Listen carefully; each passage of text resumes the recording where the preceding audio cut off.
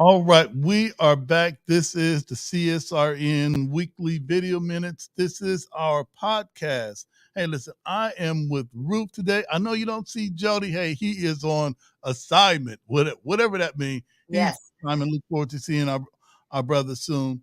But Ruth, one of the things that we wanted to do before we get people to log on and log in is we wanted to put up our 5-minute timer. Okay. That gives people an opportunity to see that, hey, we've launched a live. They can log in and tell all their friends by sharing it. So let's put the 5-minute timer up. Okay. Come on, tech team, don't fail me now. And All right. All right, so what we'll do now, maybe play something for. Okay. What you Oh, okay. All right. So yeah, we got our mics are still hot right now. out right now? And I'm going over some of our stuff. So to get a behind the scenes thing, look at what we actually do. This feels like the elderly crowd's brunch music. Okay. So as you're logging in, make sure you participate in the chat. Like, comment, subscribe. Yep. It's CSRN.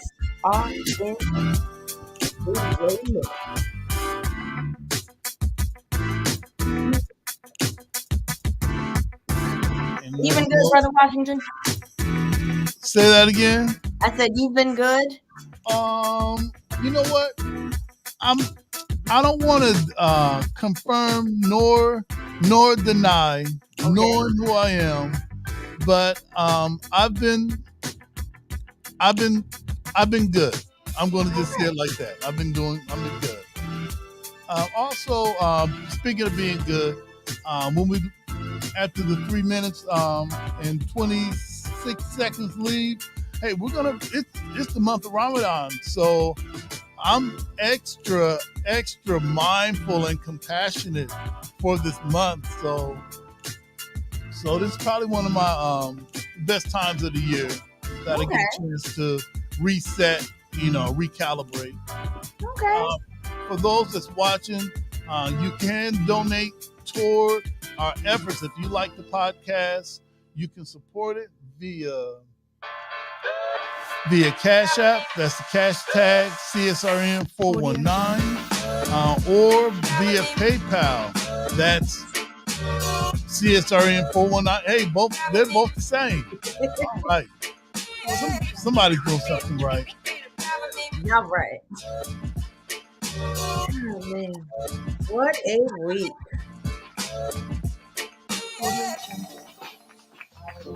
I just want to say how happy I am to be back with my CSRN family.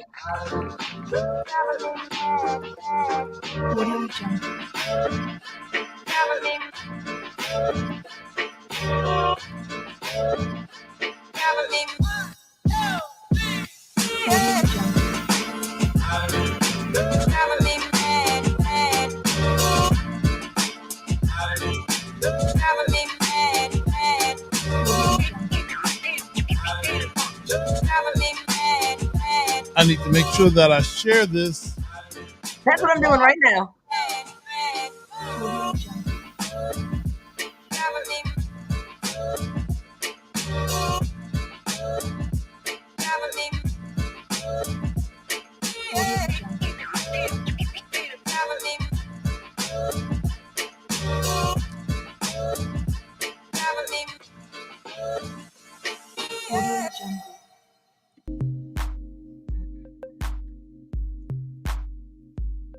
Kind of slowed it down, I guess they slowed it down. All right, whatever. Oh yeah, let me go online right now and share the live.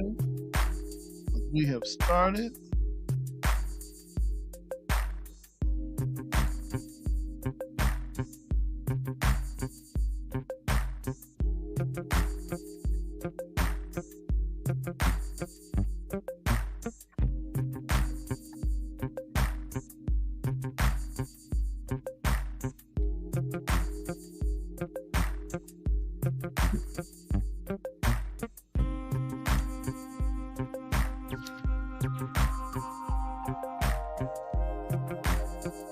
right.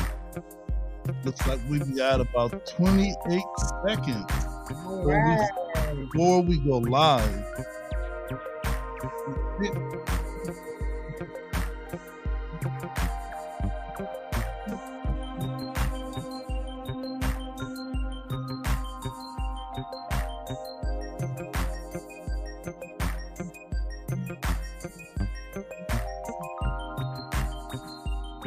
All right. All right. There you go. Hey, family, we are back. We're back. This is the CSRN weekly video minutes. This is our podcast where we come to you live, Ruth. So there's no editing afterward. Hey, it is what it is. What you see definitely is what you get. Hey, we Yeah. come here every week to talk about some of the things that we've done. Last week, we had a lot of events going on last week. Some of the things that we're doing right now, which is talking about this redistricting thing that's man, Ruth's going to share a little bit about that and some of the things that we got coming up regarding Juneteenth, um, any type of Black Lives Matter programming that we're working on, and we're going to talk about some possible in-person CSRN meetings. I know you've been looking for that. I'm Brother Washington Muhammad. I use pronoun he and him. I'm one of the co-founders of CSRN along with Mike Leonardi and Jabril Bay 7 years ago. Plus, they decided, I didn't come on to a little bit later, that ordinary people could come together and speak truth to power and organize and plan, and you didn't necessarily have to be a professional pastor or politician to do it. And there were no people more ordinary. Well, I don't want to call them ordinary than Mike Leonardi and Jabril Bay. And hey, we are here. And today, for anyone that is visually challenged, I have on my gray hat. I've got on my kind of my thick rim brown glasses. I like to wear those. And I've got on a maroon sweater with a pink t-shirt. All right. Just some little accents there. And as always, I'm dedicated to respecting, protecting, and defending all Black bodies, no matter the cost, no matter the gains or loss. This is the home of Black Lives Matter and justice or else. Yep, we are in them streets and we get it in. Hey, listen, I'm going to pass it over now to my sister, who is the lead administrative, the lead of the administrative core. Doesn't mean that we do what she say, but we got to do whatever she tells us. This is our sister Ruth. How you doing, sis? I'm good. How are you, Brother Washington? Oh man, I am in the compound in the trenches by myself. Right on. But it's all good because I've got you here. We got others that are logging on now that's watching our live. So if you're on, put something in the comments. We'll post it on as we go. So who are you? All right. And man, what do you have on? Well, my name is Ruth Leonard, as Brother Washington stated, and I am the lead administrative core for the Community Solidarity Response Network of Toledo. For our visually impaired community, I am a brown skin complected woman. I have my hair in a medium-sized afro. I'm wearing a white button-up collar shirt with a necklace that's made of various shapes and sized seashells. And I'm also wearing tortoiseshell framed glasses. Yes. I don't know if the tortoise is real, but that's what the box said. That's right. And my pronouns are she, her, and hers. And I am so excited to say that I have also been a part of CSRN. I joined 6 years ago, which is amazing. So I feel like CSRN started longer ago. Like I feel like it's always been a part of my life. But 6 years is a very significant amount of time. And I am just excited to be back on the podcast. I think we wanted a change, and I wanted to kind of come out of my cocoon a bit. That's and right. So, I am excited to be back. And I do have a lot to say about the redistricting, about what's happening in Toledo, about what's happening with CSRN. So please don't think that it was just a vacation and time off. Like CSRN has had a lot of irons in the fire, and I'm excited to come back and report on a lot of them. That's awesome. Hey, listen, we're going to go ahead and get started. We have our mission statement. We've got our guiding principles, and in the studio, we've got our sister Donetta Carter. If you've seen Facebook and on Facebook, Social Butterfly, that's who she is. And also, if you hear some strange sounds, listen. We share a studio with some steam pipes. All right, that obviously have time traveled from 1887 to Oh my today. gosh. So if you hear something in the back, hey, no, it ain't nothing. Get ready to pop off. Those are them steam pipes. All right. So if you could, we're gonna go ahead and get started with our mission statement, and then I'll do the guiding principles, and we'll take a short break and come back with Donetta. Alrighty. So let's see. Mission statement. Alrighty. We are the Community Solidarity Response Network of Toledo, formed on November 25th, 2014, the day after it was announced that the killer, a Ferguson, Missouri police officer of Michael Brown, an unarmed teenager, would not be indicted. We bring awareness to the injustices experienced by Black men, women, and children who are disproportionately murdered, attacked, provoked, and harassed by law enforcement. Police brutality has to end. We bring awareness to the facts that most often police brutality goes without consequence and accountability. Police impunity has to end. We utilize the tactics of protest, civil disobedience, event disruption, and citizen advocacy to give voice to those who are otherwise voiceless. We facilitate progressive community-based events that help to foster self-development, and we discuss measures to hold local leadership accountable to their sworn duties, be they politicians, clergy, law enforcement, educators, etc. We want justice, equal justice under the law. We want justice applied equally to all, regardless of creed or class or color. For all lives to matter, Black lives must matter. And injustice anywhere is a threat to justice everywhere. Reverend Dr. Martin Luther King Jr. And I always wanted to ask, anytime that we do the podcast, I think we have a dynamic mission statement. How important do you think? I think that's because you're launching something this summer. All right, all right. How important do you think it is to have a mission statement? Oh my gosh. So, one of the things that I learned throughout my time in my graduate program is how important because I went to school for education, how important it is to have a quality mission statement whenever you are starting any type of business or endeavor or any type of program. And I think it's because it's the thing that keeps you focused on your why. It's basically your why. Right. And it helps to reaffirm on those days when like you're not feeling like you know what it is that you're doing or why it is that you're doing it. Being able to rely on the mission statement to reaffirm and to kind of put that fire back inside of you of why did you start in the first place, and to bring you back to that moment. I think that just shows how important a mission statement can be. And it's all right. Thanks. So, what we're going to do right now, we're going to go right on into our guiding principles. And just as we have a mission statement to really understand our why, our guiding principles keeps us together. And this is our CSRN guiding principles. All Black lives matter. Queer Black lives, trans Black lives, formerly and presently incarcerated Black lives, poor working class Black lives, differently able Black lives, Black men and women lives, immigrant Black lives, Black elderly and children lives. All Black lives matter and are the creators of this space. We throw no one under the bus. We rise together. Ashe? Ashe. And that means one who changes a thing or one who makes a thing happen. Thriving instead of surviving. Our vision is based on the world we want, not the one we're currently in. We seek to transform, not simply react. We want our people to thrive, not just exist. Think beyond the possible. Ashe? Ashe. Experimentation and innovation must be built into our work. Embrace the best tools, practices, and tactics, and leave those behind that no longer serve us. Ashe? Ashe.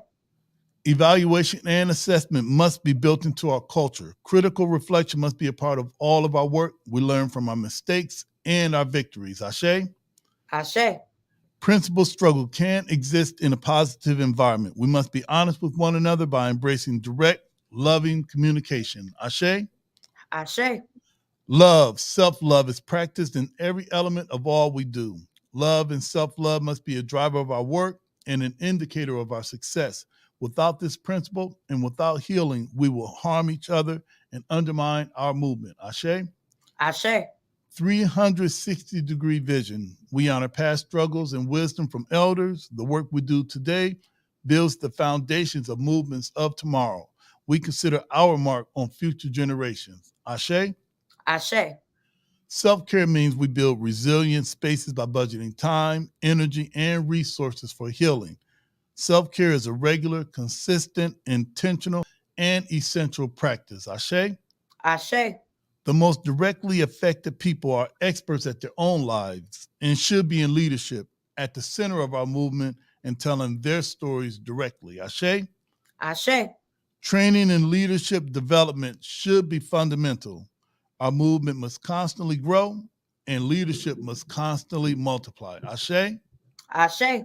And before we take a short break, I really wanted to say that doing this type of work, which is, I call it an unfunded initiative and ad hoc groups that are kind of just a mix of different people and different personalities. And when you heard the first few lines of when we say all Black Lives Matter, that's queer and trans, that's formerly and presently incarcerated, that's the poor working class, differently abled. So having all of us together, there has to be something that we do to not harm each other. Mm-hmm. And I think that when we attended the Movement for Black Lives in 2015, and we heard this said for the first time, man, we had to bring it back and make it part of what we do. So, definitely. Hey, listen, Ruth, we're going to take a short break. We're going to come back. I think I saw Donetta Carter, but I think we may be having some tech issues with her. Okay. Come on, Donetta, you should have 5G internet. All right. Oh, my gosh. Now she ain't going to come back. All nope, right. She's but not listen, let's take a short break. We're going to come back. This is the CSRN Video Minutes, our weekly podcast. We'll be right back. All right. Pathway Incorporated Brothers United program believes that children are important. Every day we support and advocate for fathers because when children have involved fathers, the whole community thrives.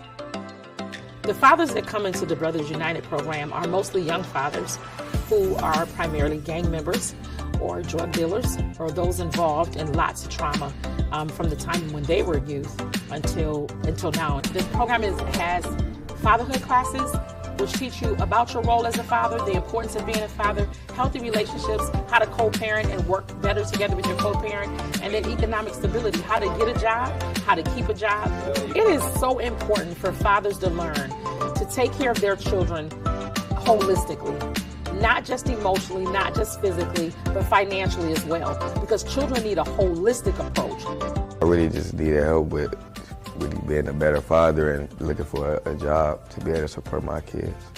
Some of the problems I was facing when I joined Brothers United was communication with my children. Had some time apart from each other for a while, so they gave me the tools to really get back in communication with them. Fathers will come into our program with their heads down. 2 weeks later, their heads are up. 3 weeks later, they're laughing and talking. 4 weeks later, they're building a bond. And by the time we get to 8 weeks, they're saying, hey, we want to stay here. What can we do to stay connected? It gave me a better perspective on how to look at things from other people's point of view. You know, sometimes us as men, we get caught up in being prideful and arrogant, thinking we don't need the help. We do. And we just have to put our pride, selfishness, and arrogance to the side. And when the help is there, take it. Hope plays the most important role in everything that we do because we have to have hope. We have to remember that fathers are important, and we have to not only say it, but we have to live it. We have to breathe it. We have to do it. We have to convey it to everyone. Let's get a BU Nation on 3, fellas. 1, 2, 3. BU Nation! The dads give us hope. The dads supply for us on the days when it gets hard. On the days when we've seen more violence than we ever want to see, on the days when we've lost some dads to jail or to murder, they give us hope. And so the hope that lives can change, if you invest in them, if you believe in them, then lives can change. Brothers United changed my life, I would say, because of where I come from, what I've been through. I learned to understand it is help out there. Don't be scared to ask for it. If you don't reach, you can't grab. That's it. They made me more employable, more desirable by employers, which in turn helped me provide for my family and provide for my children and my grandchild. So it makes me a better man, a better father, and a better example. It showed me like how to be better to my kids, so I went and got custody of my son. My son been with me for a couple months now. So this showed me how to be a better parent all around, just a better man, period. Initially, I didn't know that it could change men's lives. I didn't know that fathers could change. But it's amazing to me when fathers come back a year later, 2 years later, and tell us thank you. Or they'll make a Facebook post and say, look at what I'm doing now. It's amazing to me about the level of work that we've been able to do and the lives that we've changed in just a short period of time. And the fathers who come back and say, thank you, I needed you, and you were there. And shout out to Brothers United, man. Be you.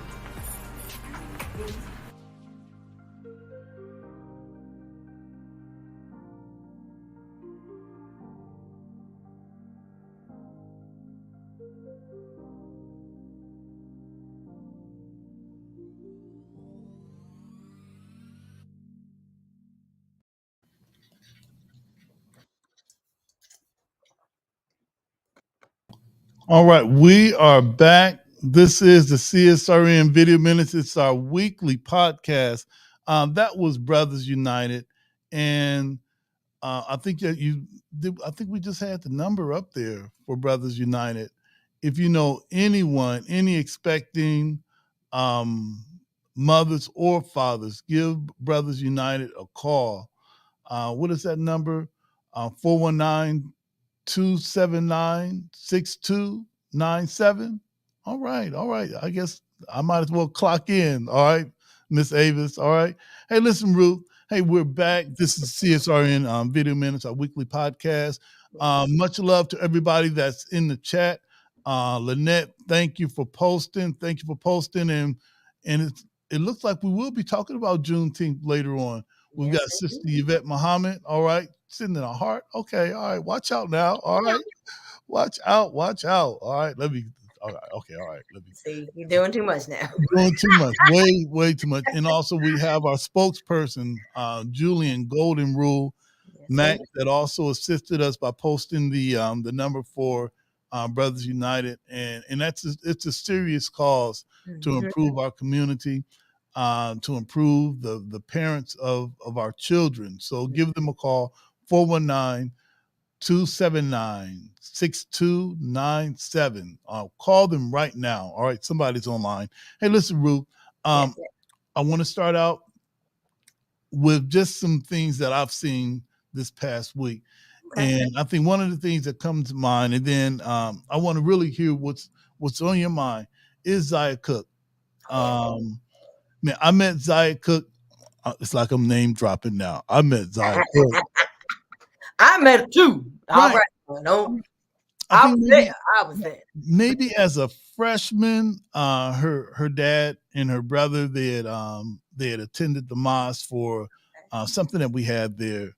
And this has to be, even though she may be one of the most talented basketball players ever. All right. We're not even going to say women, just basketball players, because I know I couldn't hold her. All right.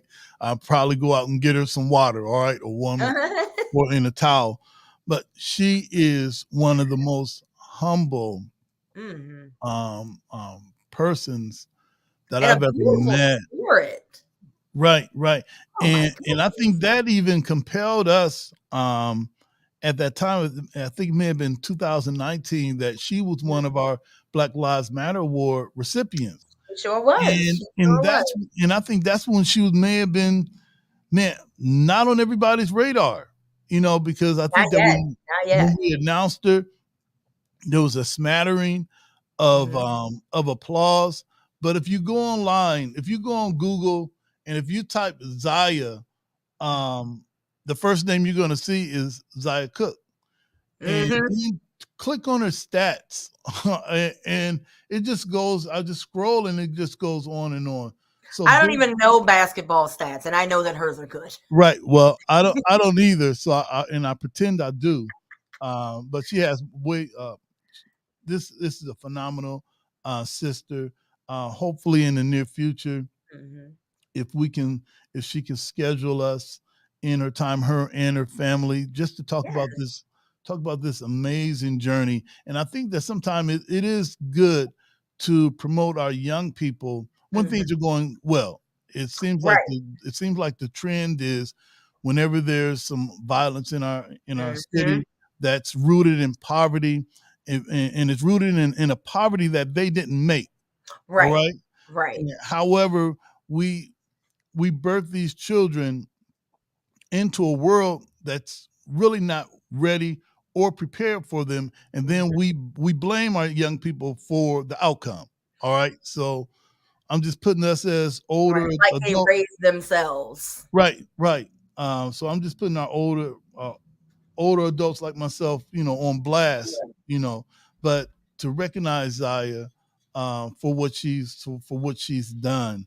Yes. And she's been an excellent example of making things happen. Now, also, while we're talking about making some things happen, we've got the social butterfly in the green room. All right. Yes, indeed. That does look like a brand new Mercedes Benz. This is our sister. No. Okay. All right. I just put it all out there. Oh my gosh. Diana, thank you for being here. This is the CSRN Yes, weekly podcast. And I think that Diana, girl. Hi, I only can be brief because I got to go on a training in about 5 minutes. I was trying to get on at work, and for some reason, it kept knocking me off. Okay. Yeah, I'm gonna have to call in your job. All right, but it's all right. Hey, listen, with the time that you have, for some of the people that have no idea who you are, who are you, and what is your passion? Oh, okay. Who I am, I'm Donetta Maria Carter. I'm a licensed, I have a degree in social work, a master's from the University of Toledo in social work. So I do social work. And then I do the small business expos, the business health expos in Toledo. For the past 11 years, I have a show coming up April 30th from 10 to 4. It's going to be at St. Clement's Hall. I used to be at Indiana Missionary Baptist Church. The late Johnny Roberts, my pastor, I started there as it was just a hobby that turned into a business. And then I had to get an EIN number. I had to file taxes. I had to get 1099 contractual employees. So the hobby turned into a business. And I love supporting small business owners because I am one myself. I'm a small business owner as far as I'm an independent travel agent.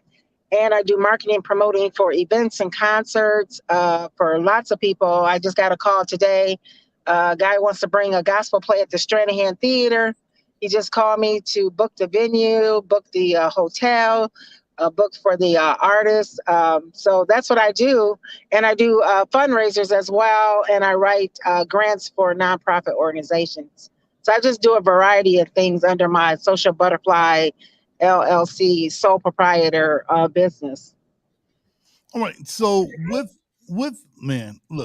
all of that, and I'm really trying to condense a 20-minute talk in 4 minutes. That's a lot. Yes. So I'm sorry. So what do you do? What do you do to rebalance? What do you do? We talked about self-care earlier. What do you do to bring it back in? Self-care. Yeah, well, what I do, I have to balance everything out. I'm somewhat or you have to have organizational leadership skills. You got to be a people person. Plus, I walk daily and I do cycling in the water, and I love walking in the park, and I do a lot of traveling now. I wasn't traveling for 2 years because of COVID, because I go to different award shows like BET Awards. I go to the Stellar Awards, the iHeartRadio Music Awards. I go to Soul Train Awards a lot. They know me at Soul Train Awards. So I do things self-care for myself because I love giving back to the community and pouring into the community, but you got to take care of yourself first and get your proper rest. Because if you don't get your proper rest, you're no good for nobody. Last two things. Did you know that there are some people that thought that all of those events that you post around were Photoshopped? No. That you were actually I'm that person. Okay. No, I'm at all the events. I support other people events. I even support people that don't support me, but I have a lot of support from Toledo, Ohio. Like I said today earlier on Linda Pera, I was on her show at lunchtime. She has a Spanish channel radio show, and I was on her show. I get a lot of overwhelming support from all over, and I got a big following over the time since I've been on social media. And I just get all these people together and they come together. They're all cultures and races, colors, all financial backgrounds. So everybody comes to the expo. They wanted me to do an expo during the pandemic. There's no way I could do an expo at the time during the pandemic. I did one last year in April, but I had to follow protocol. I had to take temperatures. They had to wear masks. But some people said, well, Danetta, can you do this in the pandemic? No, we're not even, it's only supposed to be 25 in a room, and I have 70 vendors. Then we have over 500 people that are in attendance. So it couldn't happen. And these people in Toledo said, well, I want you to do the expo. I said, well, my attorney said I can't do it. And I wouldn't want to do it because I can't jeopardize my health and your health too. Yes. Yeah, I said there'll be a time. I'm optimistic. This is all going to go away slowly but surely, but I still wear my mask. On the plane, I wear my mask. In the store, I do wear my mask. But I mean, it's everybody's choice. Everybody has their own choice. But yeah, but I said I'm passionate about this because I get excited. My aunt said, that's all you talk about is those expos. And people think that's just all I do. No, I have a real job, 9-to-5 job. I'm a social worker for the elderly, but I have a real job. That's my small business entrepreneur job that I do. So I balance it out. Like you just asked me, how do you balance it out? I balance it out. I do that. I pick and choose the months, and I already have 2023 already booked for next year.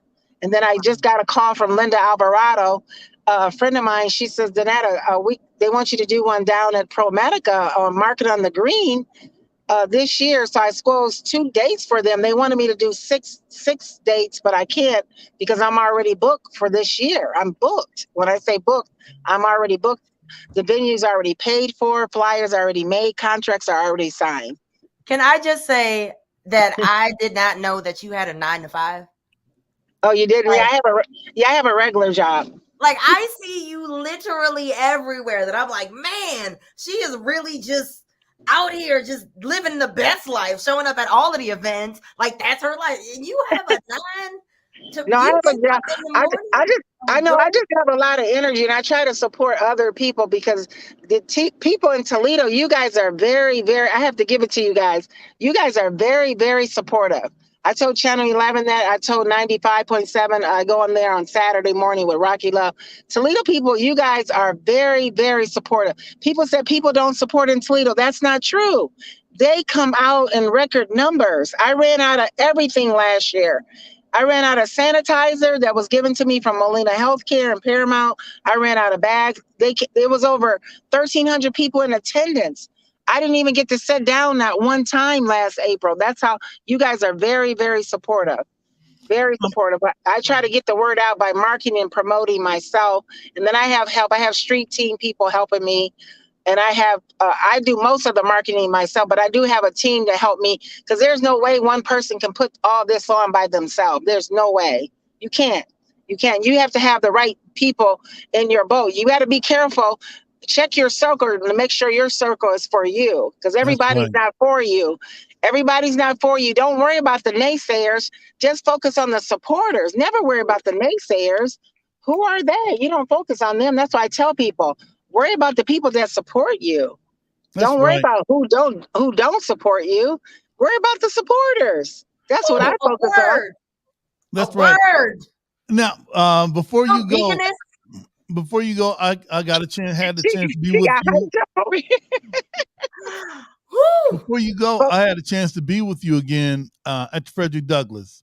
yes, Can you Sunday, talk a little Operation bit? Takes a Village. Yes. Right. Can you talk a little bit about that event and how did you get involved?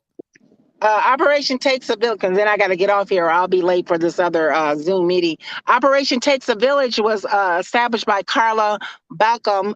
She started this, and she is the founder and president of Operation Takes a Village. The women in Toledo that were murdered in the last 6 months. So what she thought, it was 15 surviving children, and she wanted to give back to the children. She made me the vice president. I told her I would come on board and help her in any way I can. And I did promoting and marketing and got sponsors like Marco's Pizza, Vito's Pizza. I even got Steve Taylor Automotive to be a sponsor for her.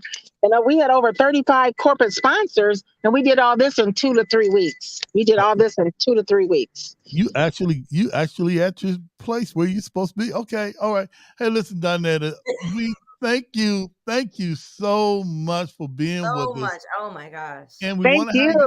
to have you back whenever you have some more time, which I can't even envision that. Yeah. Well, I'll come back if you have me to come back. I will. That's no problem. But I wanted to get on like right away because I know you offered me to come on. Yes. All right, thank you, Thank Donetta, you. and we look forward to seeing you soon. Thank you so much, and I appreciate you. Make sure you come out April 30th. That's on a Saturday from 10 to 4. We'll be at St. Clemens Hall. There'll be screenings with Mercy Health. There'll be United Healthcare will be there. Lots of different providers will be there. Small businesses, startup businesses will be there in the house. Okay. And Can you post we'll the share go ahead. flyer? Yeah. Yeah, Um, I can send you the flyer. Okay, okay. great. And we'll post it on our page. Yep. Thank you so much. I appreciate you. All right, thank you, All right. sister. Well, have a good Zoom. Yes. All right. Bye-bye. All right, somebody clicked her off too. All right, they clicked her off too fast. All right, that tech team, I tell you, all right, good help. All right, hey, listen, family. You get what you pay for. Right. Hey, listen, we've got it's 6:41. I've got a few minutes. Did you want to just run a quick commercial? Come back. Yep, and then I can come back with my little corner of the world. All right, awesome. So, hey, listen, join us. Thank you, everybody that's in the chat. This is the CSRN Weekly Video Minutes, our podcast. We'll be right back.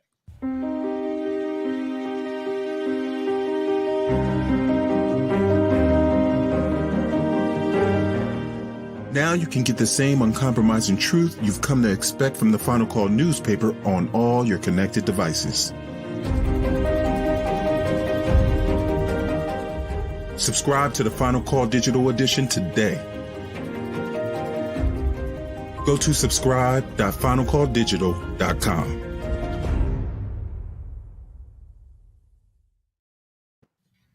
All right, we are back, and as I said earlier, if you hear some clacking sound, I share space with some Ghosts? yes, with some pipes from 1887. All right, when they made noise when steam went through them. So hey, just bear with us. It is what it is, and if this ain't the trenches, I don't know what is. Hey, listen, we are back. CSRN Weekly Video Minutes, our podcast. I led off with some of the things that I've seen regarding, Zaya Cook. Now, there's some things that you've been researching and studying. What are some of the things that you think we need to have on our radar, Ruth? Okay, so I'm going to try to make this quick because it is important that we let me talk about this because I want to see if, hold on. Okay. So I'm sharing, hopefully, can you see my screen? I sure can. Okay. So the city of Toledo, their city council is redistricting. And what that means is that the lines that make up the council districts is actually changing. I want to show you this because this is incredibly important because even though the changes may seem minimal, I think that there is, a lot more at play.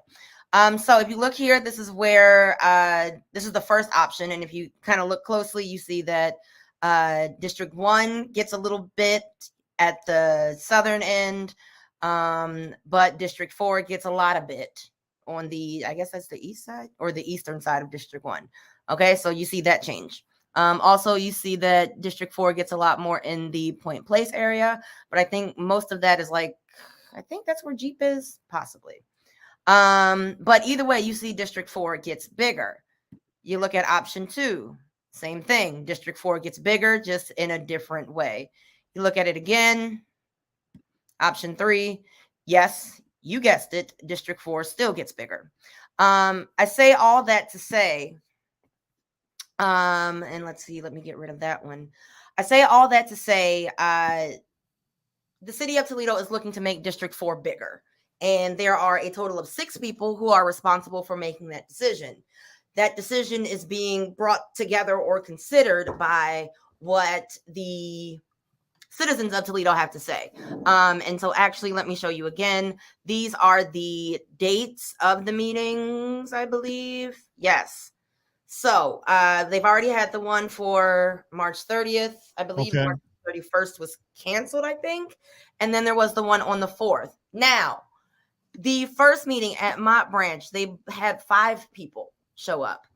I believe if the Heather Downs meeting did happen or wherever the second meeting was, they had 8 people show up. On the meeting yesterday that I went to at Reynolds Corner Branch Library, the room was packed. And there were a lot of concerns and a lot of questions. Also, there are 2 other dates. There are 2 other dates left. So that's Thursday, April 7th at Kent Branch, Monday, April 11th at Friendship Park Community Center. If you're interested, just in general, in what the city is planning to do with your thoughts, I guess I don't even know how to put it. But the city is drawing new lines. District 4 is obviously getting larger, and there's another map that they have been keeping under wraps. And it is a black map that has a bunch of green dots that show where the biggest amount of blight is, which is also District 4. Just taking common sense, you would think that if you are going to make an area bigger that has a large amount of blight already, there's about to be a lot of money poured into the infrastructure of that neighborhood or of that district. So District 4, be on the lookout. That's literally what I want everyone to acknowledge, is the fact that redistricting, go to that website, toledo.ohio.gov/redistricting. Go to that website so that you can see what the city of Toledo is planning. I have been telling everyone that I have talked to about this. This is how you witness gentrification in slow motion. This is the first part. We make the lines bigger. It's also based on the census. I don't know what the population turnout was for District 4 specifically, but I do know that the turnout for the census was terrible. Not only was there COVID, but there was also a constant back and forth when it came to whether or not the census was going to continue, or if it was being shortened, or if it was being extended. So yes, all of that played a role. However, district lines matter. As much as there is a fight right now on the state level, right, of how they are redrawing or drawing those district lines, I believe there was a vote today that the Republicans passed, or that I know there was something that happened today. It was the 4th time when it comes to state lines being drawn for Ohio. And I believe they got further than they have in the past. These lines matter. Speaking of lines, and I wanted to be quick, today is the first day of early voting. Today is the first day of early voting. Today is the first day of early voting. Right now, I believe that the only issues that are on the main one that I can think of is issue 4, and that is to continue the, I think it's like $1 per thousand assessed housing market for drug and alcohol and mental health facilities, for those to remain open. For mental health, right. Yes. So that's issue 4. And then I believe it's, who's on the ballot? Judges. We've got some state reps. We've got some the gubernatorial candidates. In this election, you're going to have to declare your party. Mm-hmm. This is the election, and the way that it's done now. In the past, you would come in, and if I was manning the table, I would ask you your party affiliation. Well, that took people that made some people uncomfortable, because if you're voting, it's supposed to be confidential, Mm-hmm. and I'm asking you which party do you want to declare. Right. Then I know it's a great chance I can pretty much know how you're going to vote. So it's different now. Once you come in, I manage the Belief Center Okay. location. So if you're voting in my location, I would have someone give you the iPad, and you would do that without anyone seeing if you're voting Democrat or Okay. Republican. Okay. And in this election, there's no third party. Okay. So this is for everyone that sympathizes with the third party vote. Mm-hmm. You have to vote more often that party, so that those candidates can be, on the ballot. Mm-hmm. Otherwise, we're going to continue having two-party races. Right. So, but unfortunately, in this election, you can only claim, you can only declare Republican or Democrat. If you want to vote, if you don't want to claim either, you're only voting issues. And right now, if I'm not mistaken, the primary issue is that mental health issue. So for everyone, come out. Early voting does start today. You do not have to wait till May 3rd to Mm-hmm. vote. All right. Because at this point, with the state districting lines, man, and I work, this is what I do. I have no idea how you're going to vote if they don't know how they're going to represent, the district. Right. So, Now, I can tell you that they are planning to have this map done within the next 2 months. And also, there was something about the fact that precinct lines determine how they can draw the new lines. right. There was a lot of emphasis on that, because they had the precinct maps, and then they also had the just the basic outline of the districts. And so, as far as I know, there are no district level decisions on this election. But also you can oh gosh, also you can, or you shouldn't have to worry about the new map affecting elections or affecting where you go to vote. So that's Okay. Right. And there's a great chance that the polling locations are going to remain the same. Hopefully, every once in a while, someone does get their polling location changed.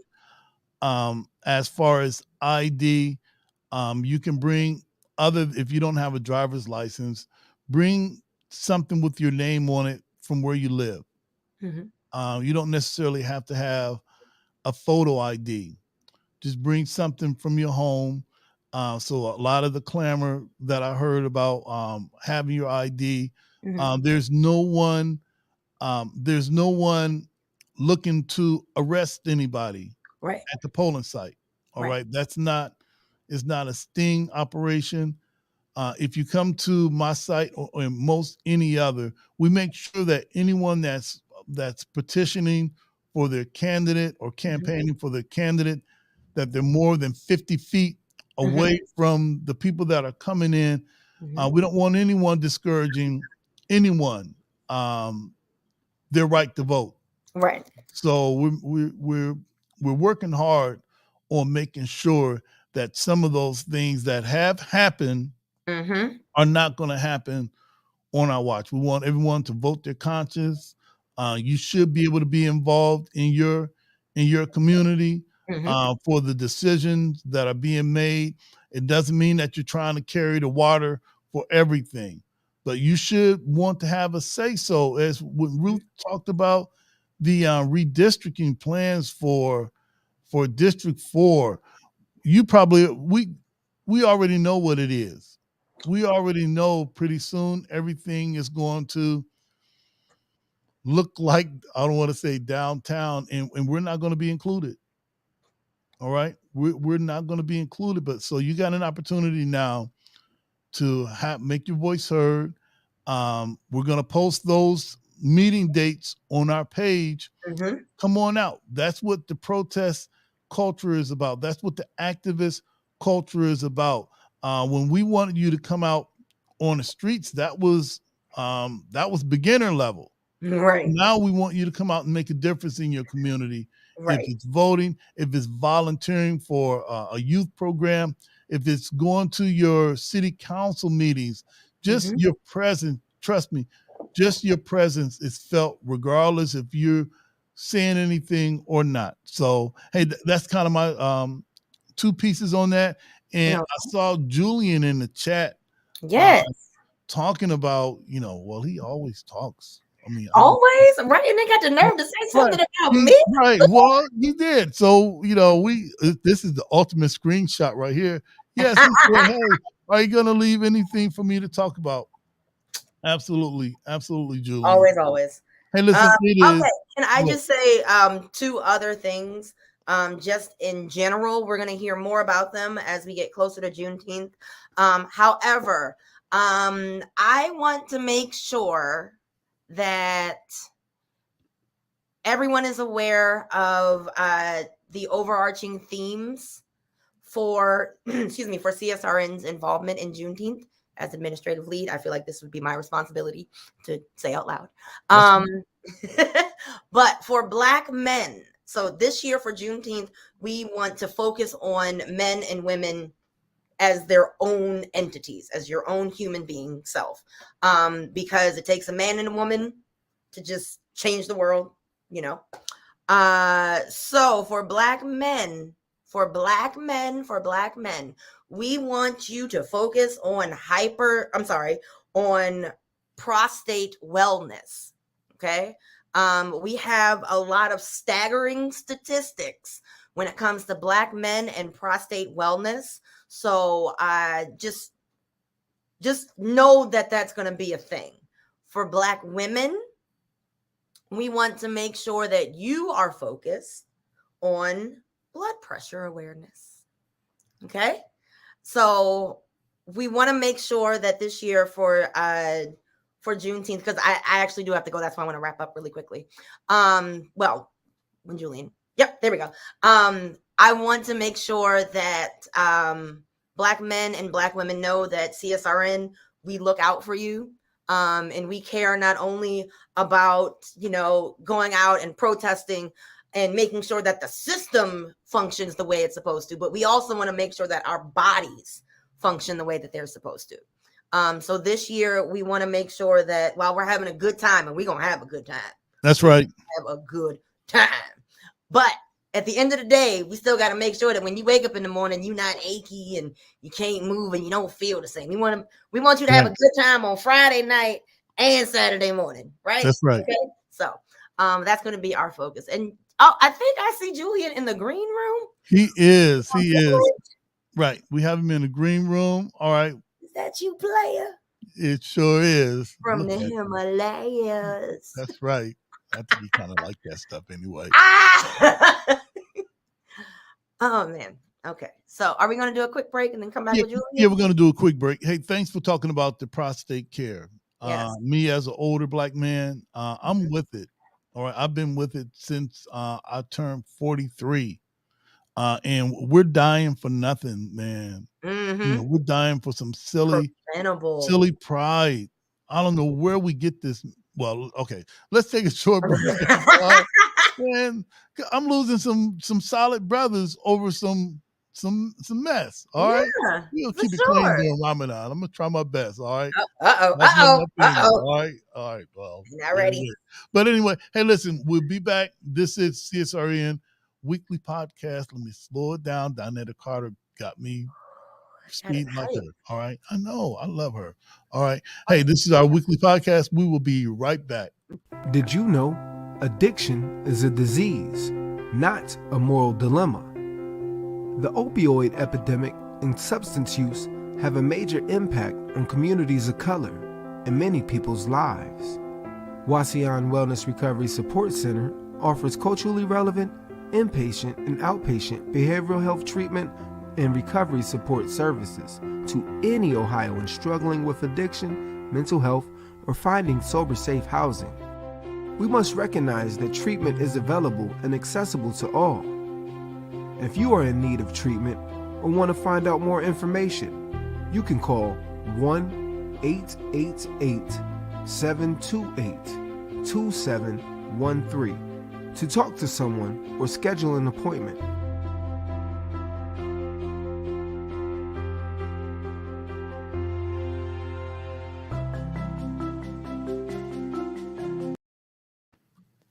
All right, we are back. We're back. This is CSRN Weekly Podcast, our video minutes. Oh, man.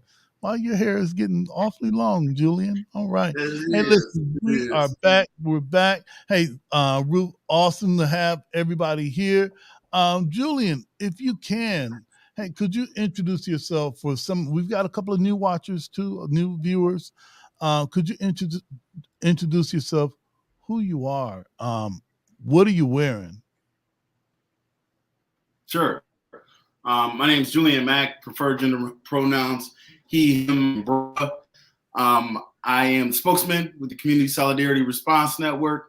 I initially got involved in this work right around the founding, not the day of the founding, but shortly after it. And I've been involved ever since because I think, because I've been personally impacted by structural racism and systematic oppression. And I believe that it is our duty to fight for our freedom. It is our duty to win. And I have not found any other group of, I am proud, let me just say this, to be part of this group of misfits known as Community Solidarity Response Network that organizes on a grassroots level to challenge power and to deconstruct it and redistribute that power to the hands of the people here in our community. All right. Now, what are you wearing today? Oh, what am I wearing? Oh, so yeah, I got my Solidarity Fist. You know, this has become kind of a my thing, right? I love wearing. You know, right. I got so I go with I'll show off my piercings today, right? So I got a semicolon in my ear, right? Which signifies that I'm a survivor, right? Or the author of my life, or the author of my sentence could have stopped it, but it kept going, right? And so that's what that's meant to signify. And I also, if you can look close, it says BLM or Black Lives Matter on there. I don't know if y'all can see that or not. Okay. We'll see. Okay. But and then I got on my shirt from Juke Mode, locally made, that says Toledo and through. Bow. You know, okay. I'm a part of their T-shirt club there, and they have a Toledo and T-shirt club where you pay less than $20 a month, and you get a new Toledo shirt once a month, and it's like once a month is like a Christmas gift for me, which I absolutely love. And so this is the one that came this month, Toledo and through, which is me. All right. Hey, listen. Earlier, we talked about Zaya Cook. We talked about some of the political things that are happening. I think we even kind of touched on Juneteenth. I touched on everything. I know. I'm just here to swag it out and just for jokes and smiles, I guess. No, go ahead. Yeah.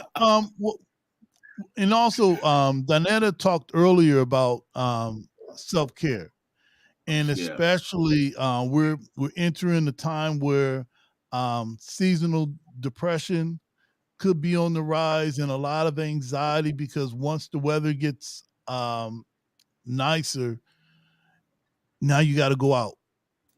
Now you got to mingle with other people. What are some of the things that you've seen or that people are doing now to keep themselves well? Yeah, so I'm not going to speak kind of in the general as far as some people. I'll speak personally in regards to myself, right? It's no That's what's secret, up. and I go ahead and put it out there, right? I suffer from PTSD, anxiety, depression, um, and ADHD, and I'm very deliberate, right, in the way that I seek out treatment, seek out healing. Um, and I actually made a post today about, you know, my healing not being linear, right, or not happening in the way that I maybe thought it would. Yeah, I saw You that know, post. we have, uh, uh,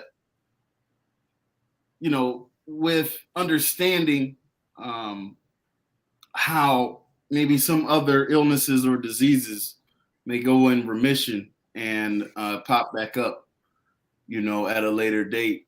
But somehow we think, you know, the day someone finds a therapist, they're healed. And it's just not the case, right? I've been really diligent and seeking mental health treatment and seeking peace. You know what I mean? Really. And while I've made some progress, just the reality of it is, I know what peace is today. So I also know when I don't have it. You That's know, and awesome. so I know when I need to kind of step it up and double down on the things that work for me. All right. And for me, that's therapy, that's prayer, that's meditation and mindfulness. And then, you know, there's some basic things that are in my power, right? Like I may be powerless over, you know, the chemistry in my brain and things like that. But there are absolutely things in my life that I have control and dominion over, and like how much sleep I get, right? Like that's a matter of priority, and something that I have to decide to do and decide that is important in my life. I move and get some movement around in some way or form that day. That's a decision. You know what I mean? I can absolutely to decide on whether or not I'm going to isolate myself and kind of allow my mind to go down the wormhole or Right. spiral, as I call it. Or if I'm going to stay connected to a group of positive people that'll hold on to me, right, and that may let me slip but won't let me fall, you know. And those are decisions, all right, that I can make today. And so, you know, look, man, just being honest, you know, I had to evaluate my life, and acting like everything's just all honky dory is just, when it's not, it's just not something I do anymore. You know what I mean? When I'm well, Yeah. I say I'm well. When I'm not, I say I'm not. What is, and what ain't. And you know, I've just been struggling as of late, not necessarily due to maybe any particular environmental factors, but just the fact that this is a thing I struggle with, and it's came back up. You know what I mean? And so maybe I have to find the root of it, or with some help, I can find the root of it and find a That's way right. to deal with life. And so what I just want to do is humanize that, right? Is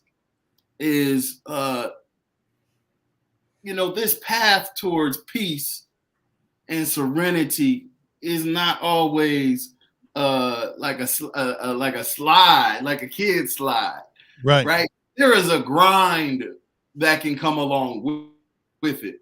There is a seriousness and maturity, right? That knowing how dangerous and the position that ill mental health can get you in, there's a seriousness and maturity that it can be approached with, right? And I like to think that I'm doing that today, you know, knowing, right, what the consequences can be, knowing, you know, yeah, knowing the result of not getting treatment, right? Knowing the result of not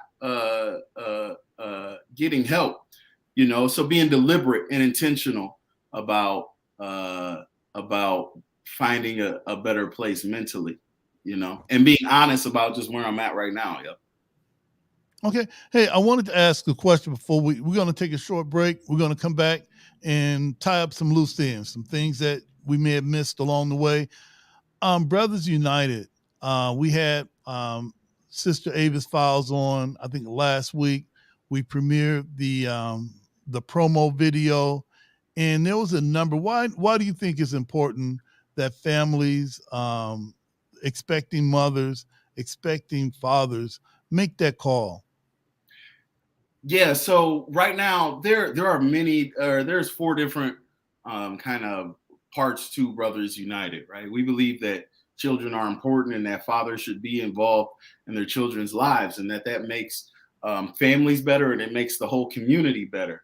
And right now, I think one of the untold pains of our community is the infant mortality rate, which we rarely talk about, right? Like, we may talk about what happens to Black bodies with the police, or in our educational system, or in the criminal justice system, but we're not talking. We don't.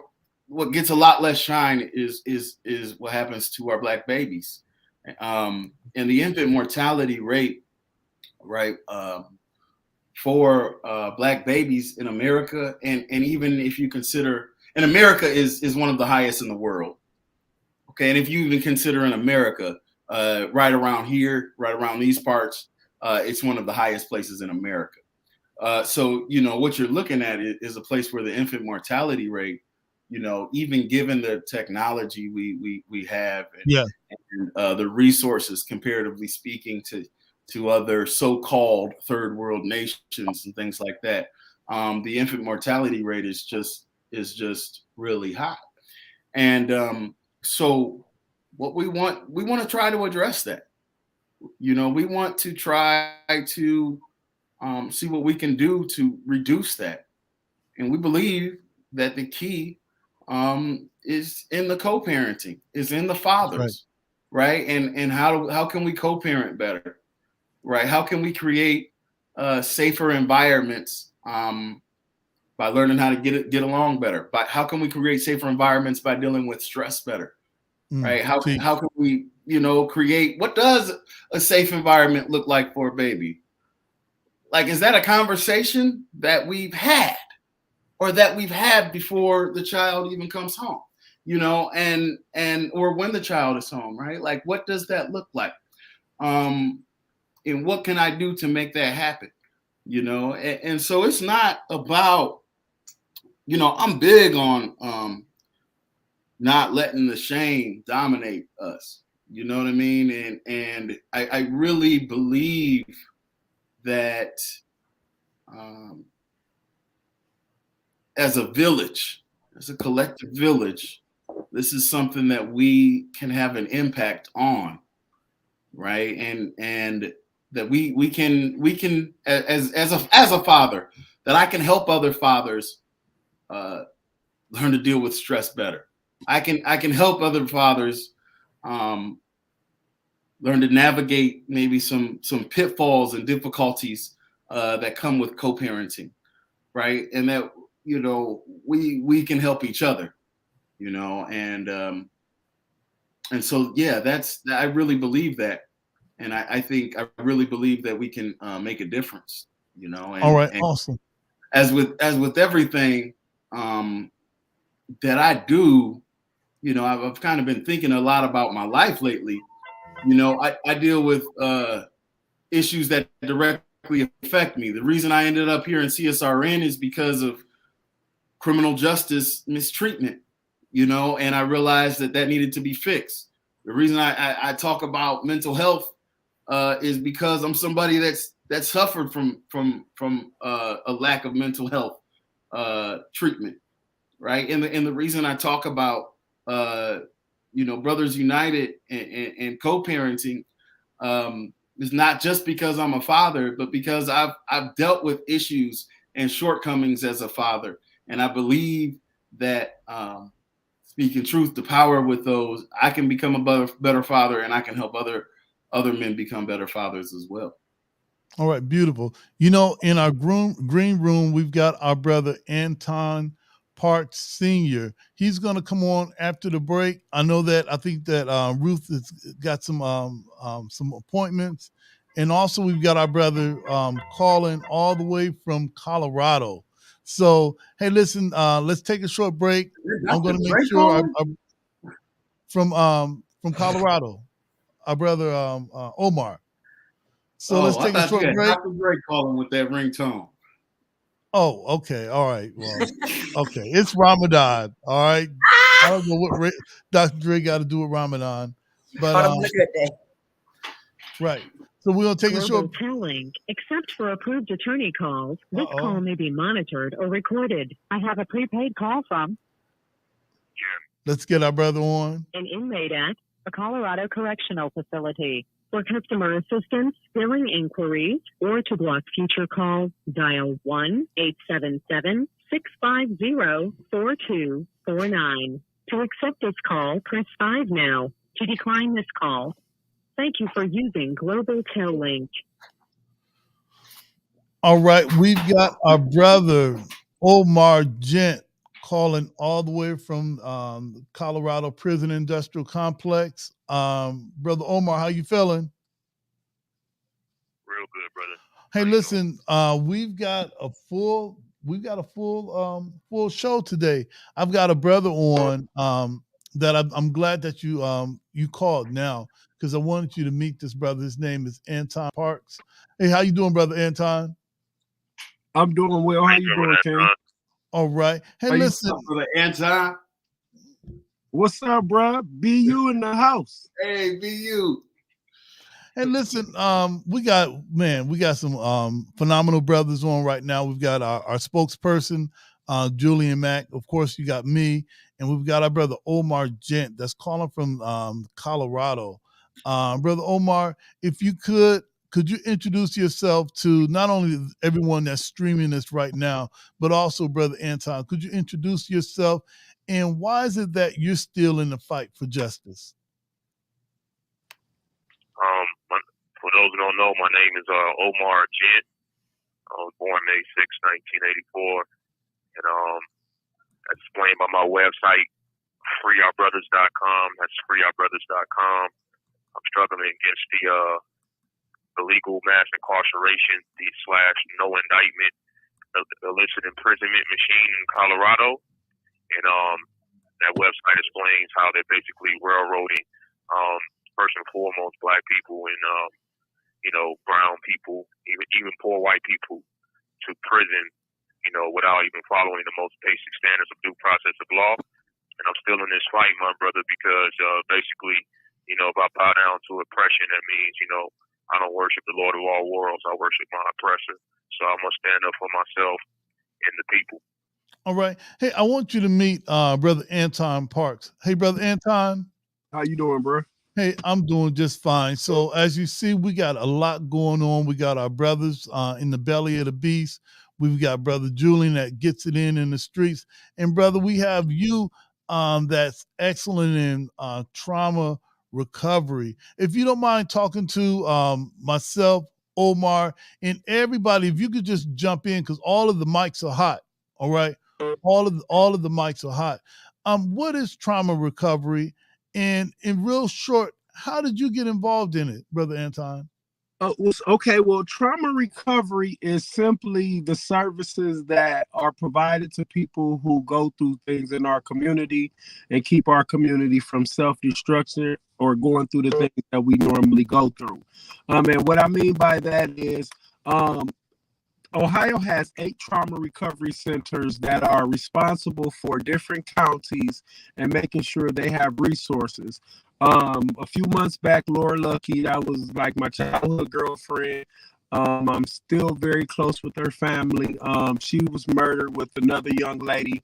And so trauma recovery would get the kids and any of the family members directly impacted make sure they have the victims of a crime services, mental health services, make sure that certain things don't transpire, like loss of job, loss of housing, when a few years back there was not legislation to protect people for that. Now we have legislation in place to where if you're a victim, you have certain rights, and they're not just charity. Okay. Hey, Brother Anton, I'm gonna let Brother Omar chime in. I think I heard some feedback on your audio. I don't know if you want to log out and log back in. On my audio. Now I think that you're good. Okay. All right. Hey, listen, for you, Brother Omar, man, how do you think trauma impacts some of the brothers that you've met in Colorado where you are? Man, my brother, first of all, I salute that brother's work, the powerful work he's doing, because I was thinking about so often, when we have people to advocate for, family members that are killed by the police or various things. I always wonder what happens to those people once they do get a settlement, if that, their mental state, what happens, or are people connecting them to the resources? So, salute that brother's work and everybody that works with him. And you see a lot of mental health issues in here, far as, people that's been, shot, victims of violence or the police, or from, within the community. And I try my best to understand where they're coming from, like as I interact with them, why they may be having certain inconsistencies in their behavior, or just, things that may seem strange, and try to learn people's story. And just to sum it up real quick, for example, my cellmate, he was hurting real bad. He was injured. And, for a week, we were trying to get a medical attention, and he was doubled over in pain, and, just moaning in his sleep and groaning, and I didn't realize it was traumatizing me, And then finally, I just went to the office, and I told him I had enough of this. Y'all got to I've been patient enough. Y'all have to get this man some medical attention. And I realized as I was talking to them how worked up I was. I was in control. I realized that I was very worked up, and I was like, wow, you could be traumatized by seeing a loved one going through various things, and I had to really pay attention to that. Right. All right. I'm going to get back to Anton. Anton, earlier, we talked about self-care. And in the work that you do, you've got an extensive background. All right. So many things, but I'm kind of just focusing on the trauma recovery. And also, I wanted to talk about your work with street organizations on making those street organizations viable organizations in our community. How did you come upon working with our street organizations? Well, I grew up in Lucas County on Hamilton. I grew up in Willie Knighton's generation. So, but when I had kids in my 20s, I started being influenced to make some changes. Currently, I'm the owner of Felony Reentry Alumni Training. And that's what started to work in the trauma recovery and other things, because being impacted, I won't go too deep into my story, but being paralyzed due to hate crimes and different things, I was seeking services within our county. And at first I was getting upset because I was running into brick walls and certain things didn't exist. So some very smart people told me, go to school, which the first school I went to was Access Toledo. Then I took some training at Brothers United because I was an okay dad. But some of the tools they gave me made me a great dad, per my kid and the community's standpoint.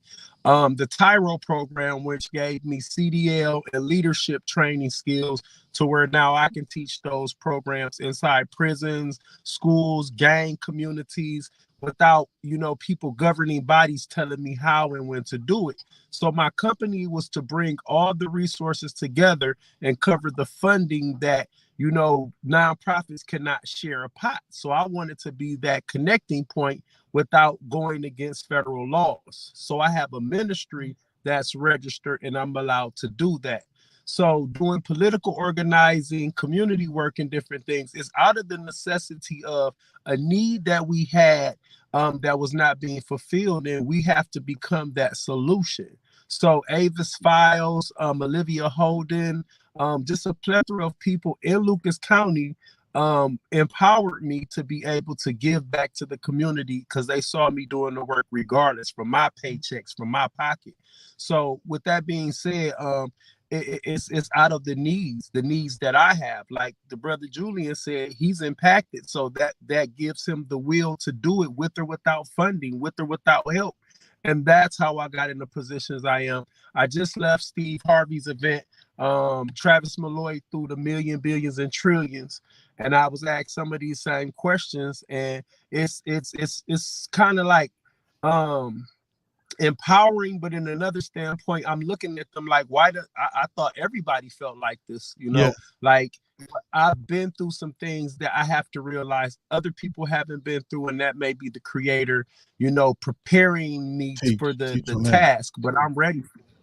All right. Ready for it. Hey, I'm gonna bounce back to Brother Omar because we just got a limited time with Brother Omar, and once again, Brother Omar, thank you for calling in from the belly of the beast. Thank you for calling in from the unjust Colorado prison injustice system. For you, Brother Omar, how important? We just heard Brother Anton. Man, how important is education to our rise, not only as a people, but also as a community?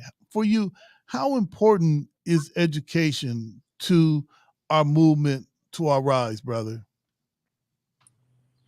Well, it's everything. You look at, historically, when the ancestors were fresh out of, that version of chattel slavery, the enemy did not want them to even, advance, have independent education, like the brother was saying. He was running against brick walls, and he found out he had to do everything independently, go get educated, so you can, basically chart your own path, and be able to make your own decisions. And with that education, you have to see through the miseducation, because the enemy of the rise of our people will never teach you everything. They will never teach you what you really need to know, so you have to, for example, they won't teach you about true wealth and true knowledge of yourself and how to really deal with your own community and oneself. They want to keep us divided. So, I salute everybody that's trying to get educated and being educated and using that to uplift the community. All right. Brother Anton and Julian, man, you're a gem right now. All right. You're beautiful right now. So Brother Anton, we're talking about education. We're talking about doing things for yourself.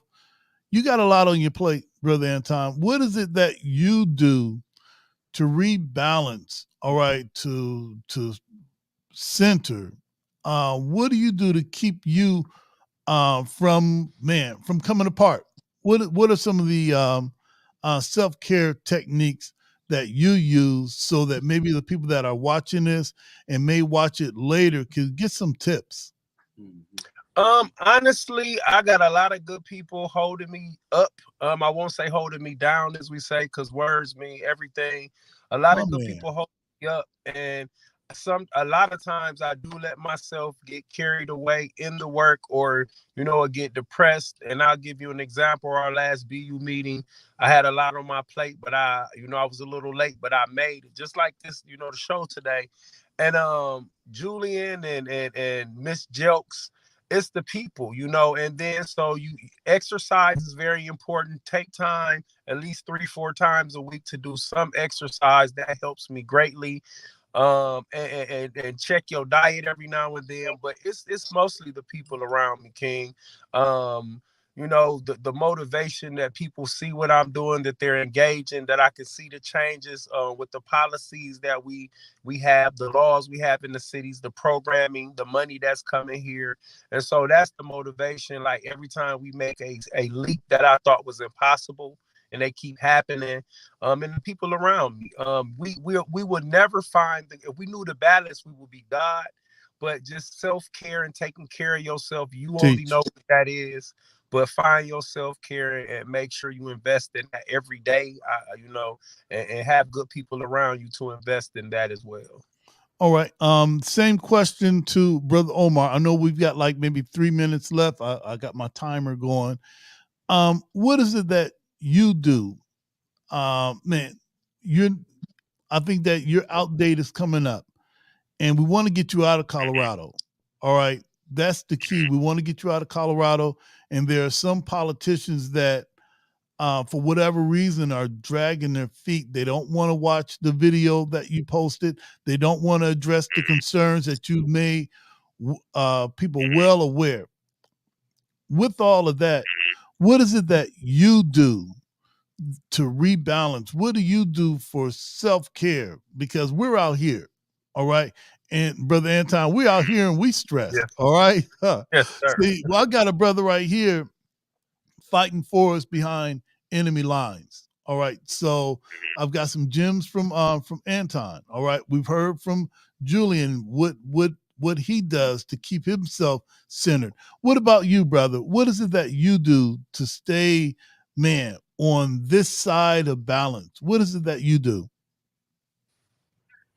You know, I have to stay in constant relationship, intimate relationship with the Creator, make sure I get up every morning, when I'm reading the Quran, the Bible, especially the Final Call newspaper along with that, things that uplift my spirit, and just realizing that no matter what I do, that, my faith will be tested, with these various obstacles and people coming at me and people trying to, hold me back. But I realize that, God is in control, he's always in control no matter what. So, I just don't let these, I keep pushing, but I realize I can't do everything. I can't handle every situation the way I would like. But when when the Creator's moving, he's moving.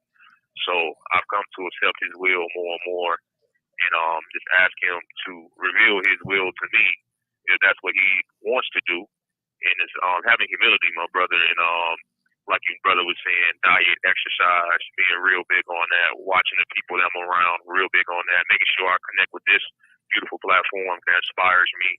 Even though I can't see you all, I can feel your spirits. Thank you all. Yes, and sir. in closing, I would say, please follow me at Instagram at Free Our Brothers. I like to issue a call. If you all can put out a call to your platform and try to get me some more followers, because there's power in numbers, great power in numbers, power in our unity. All right. Thank you, brother. Brother Anton, if anybody wanted to find out more about you as we wrap up and close out, and I'm going to get some final thoughts and words from Julian, then we're going to shut it on down for today. So for you, Brother Anton, this is the first time you've been on our podcast. I got an opportunity to speak with you. I think it was yesterday, and to hear your amazing story. And Julian, we need to just have one podcast, put Anton on the mic, and we could just leave the room. All right. Yeah. No, all right. Proof, man. So I'm just letting you know what we're doing right now. Yeah, it's cool. All right. It's cool. We gotta have However, there's gonna be a time we need to just put him on the mic. We can go ahead and leave. We'll come back in a couple hours. All right. People need to hear your story. All right. Definitely. I wanted to add before we leave, can you make sure the brother have my information? Because one thing I do is find attorneys, find help. We have Kevin Upkins. He has a rally coming up in Atlanta. We got DJ Jelly. We got Derek Automotive, which is a black billionaire who is investing in this, Steve Harvey's crew, to free him, because there's no evidence in this case, but he has a life sentence with no chance of parole. So if your case is egregious, we will find you. And I have political people, I have stars, sports people who are investing in free our people. So please get my information and we can have a conversation later. All right. So Brother Omar, here's what I'm gonna do. After we get off this podcast, I'm going to send him a screenshot of your info. All right. I'm going to send him a screenshot of your info, because I think that'll be a lot quicker that I give him your info. He's going to get back with you. Anton to get back with you. And I be a little late, but I'm it's all good, brother. We're in here for the long haul. Man. Alhamdulillah, I really appreciate everything, brother, because it's hard to be recognized, in this fight. I really appreciate that, and salute you all. And let me help my celly down the stairs. He can go get his meds. That was trouble even getting him them meds, but these people, boy, but Allah is great. Thank you all, and I appreciate you. I'm helping this brother go through Medline, and thank you all. Shields up. Shields up. Hold your head, shields up, bro. Yes, sir. Hey, I want to thank you, Brother Anton. And as we said before, if there's any way that if someone is watching this podcast right now and they're like, man, I'm feeling Brother Anton, I want to learn more about what he's doing, how can they get to you? The easiest way, you can Google me. My name is attached to all information on me in social platforms, and my legal history, education is all on Google. My platform for Facebook is Anton Parks Sr. I'm the only one on there, ANTON PARKS SR period. And then my Instagram is G720. But you can still type my name in the box and I'll pop up. My business is Felony Reentry Alumni Training, and again, that is to connect all the services we have in the state of Ohio, so no one can have any excuses or reasons why they, are left behind. Education, politics, social, economic. I am a liaison for ECDI as well, so if you have any questions dealing with business plans, going to school for business, please contact me and I'll send you in the right direction. All right. Before we get to Julian, I just want to say that last month we celebrated National Women's Month, and we still got a few more phenomenal sisters that we have to recognize. But we had Sister Olivia Holden and Sister Avis Fowles, grace this space. And I've been following Miss Holden for a minute. All right. And she is a rare gem in our community. One of her first classes, my mom was a graduate of one of her first classes, and I never knew. I was class 54. And so when I graduated, my mom let me in that she was one of the first graduates, and she worked there for a while, and I never knew that.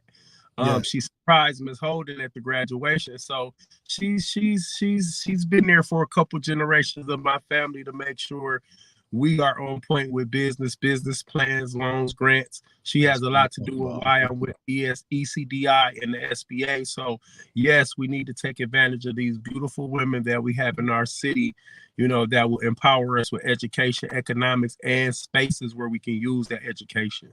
So for my son Yusuf, I know you're watching this. You heard me talk about Sister Olivia Holden. You just heard Brother Anton talk about Olivia Holden, and you also heard about his beautiful mom that also benefited from the wisdom, knowledge of Sister Holden. Before we go into business, we need to go into business right. All right. And I know that I'm not equipped to tell anybody what to do, but what I can do is point you to people that know what they're talking about. And Sister Holden is one of those people. Hey, listen, Julian, before we close out, anything that you think we missed? Yeah, man, I definitely want to hold up a brother named Christopher Smalls out of New York, who led the charge to organize the first union for Amazon. Christopher was fired, I think a little over a year ago, they tried to fire him because Amazon didn't provide the proper PPE so that he didn't, get sick and have his life in danger, and from that he organized. They tried to make it so he lost his job, but he organized. I mean, this is a true David and Goliath story. Yeah. With the millions and millions that Amazon pours into us not having a voice, right? Right. They'll let us, they may let us yell on a corner, but once we start talking about organizing that's in right. the workplace, And once That's it's right. a workplace that's one of the largest corporations ever, not just now, but ever. That's right. You know what I mean? That's making record profits off of our backs and us consuming. Then Yeah. it's a totally different story. So I mean, even if we're just thinking about the thousands of people in our local community, right, who are employed by Amazon, That's right. who often don't get fair treatment, right? There's been deaths at Amazon facilities, due to a lack of breaks. I mean, wild Yeah. stuff that's happening. So I mean, we celebrate all of our victories, and this is a big victory for the people, of really accomplishing something that folks really didn't think was possible. Right. This is a place where we really need a voice in collective bargaining, right? In the workplace. So shout out to that brother. You know what I mean? And the reason I want to shout him out, I challenge you all to look him up. You know what I mean? This is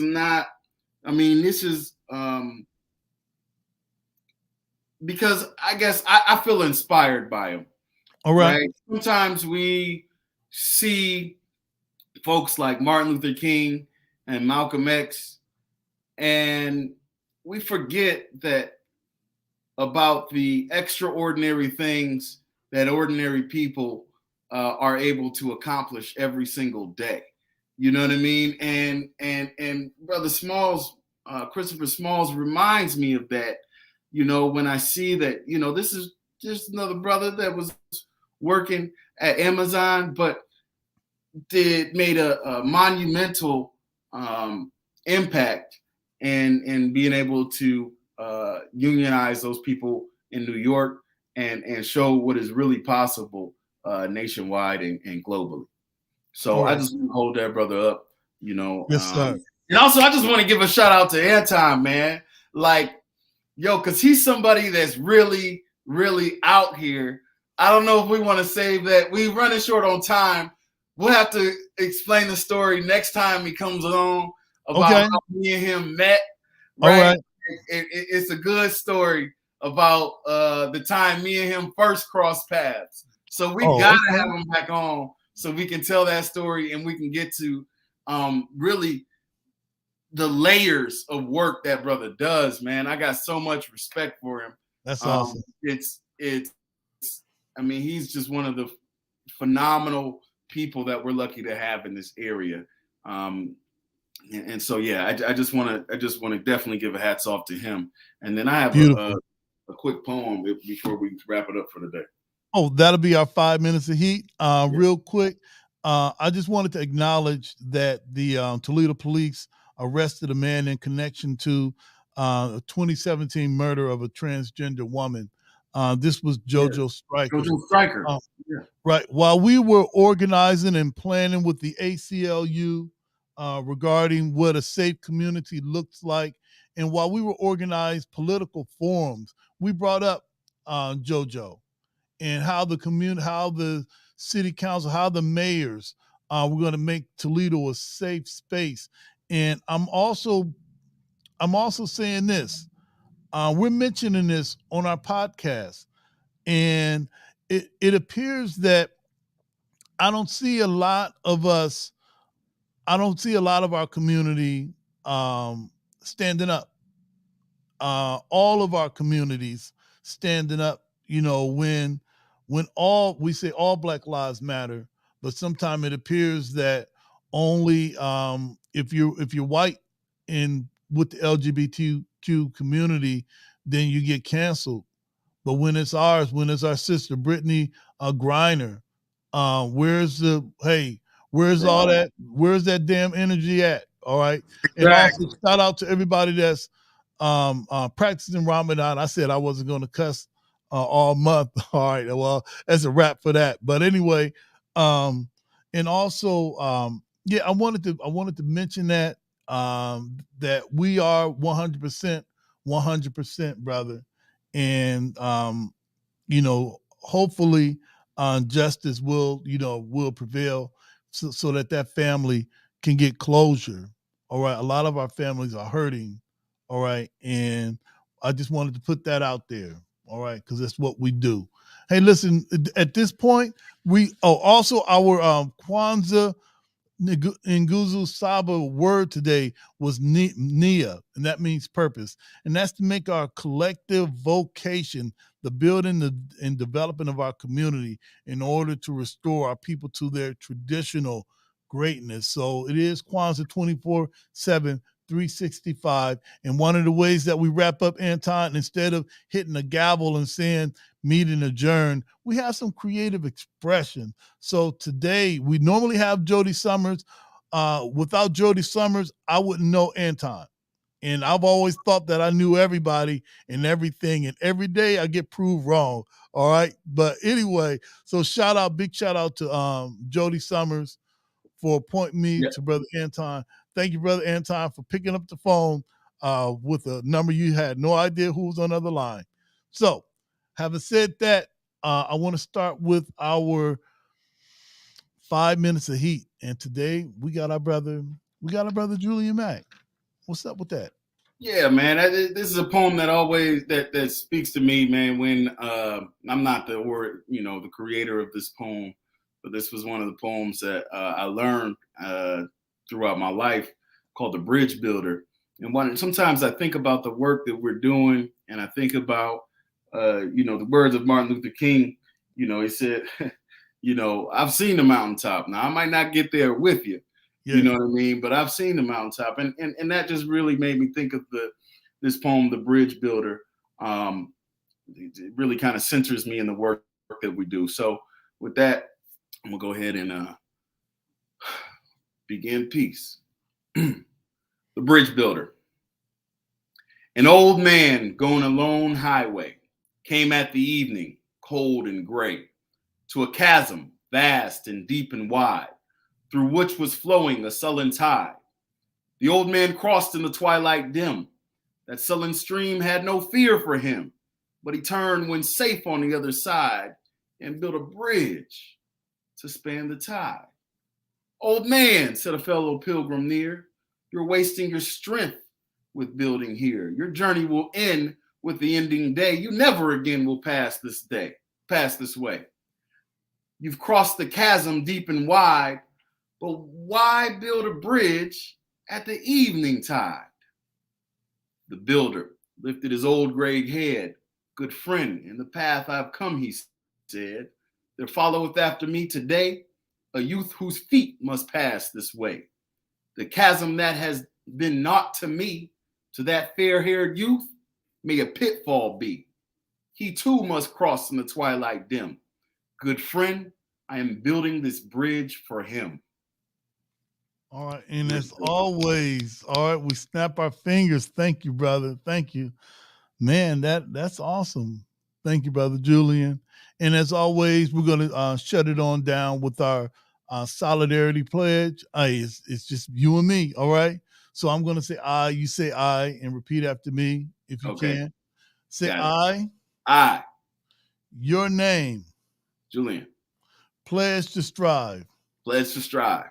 To love my brothers and my sisters. To love my brothers and my sisters. As I love myself. As I love myself. I. Your name. Pledge to strive. Julian. Pledge to strive. Strive. To study. To study. To improve myself.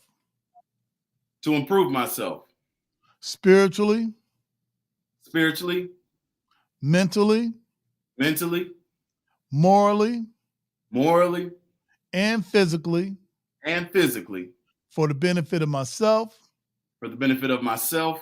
My family. My family. And my people. And my people. I. Your name. Julian Mack. Pledge to strive. Pledge to strive. To be a part of the solution. To be a part of the solution. The process. The process. And not the problem. And not the problem. I. Your name. Julian Mack. Pledge to strive. Pledge to strive. To give all that I could spare. To give all that I can spare. Of my time. of my time, my strength, and energy to achieve the the above said. above said. Man, Julian, thank you, brother. Thank you, brother Anton, Ruth. Also, big shout out to Donetta Carter, the social butterfly that came on and amped it up. All right. I never seen an interview that amped for 5 minutes in my life. So good looking. And as always, family, all lives can't matter until Black Lives Matter. lives matter. And Black lives can't matter until all Black lives matter. Justice or else. Peace.